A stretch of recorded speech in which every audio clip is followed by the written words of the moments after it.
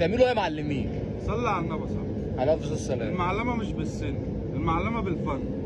انا لما اطلع لك دبل زي كده كل الموديلات دي واقول لك الدبله ب 25 جنيه كل المقاسات، يبقى احنا هنا بنبدع معلمين من صغرنا. بص كده الشغل بيجي لك متكيس، لو هتخزنه 100 سنه مش هيحصل له حاجه. اكتر من 50 موديل دبل، اكتر من 100 موديل خواتم. قرب معايا الشغل. بص الفص بتاعه عامل ازاي، الخدمه بتاعته نحاس في مطلي كل مقاساته. بص كده ده كده مش بلاستيك، ده فص، ده حجر. بص الشغل الميكرو ده شغل دلع الدلع صح.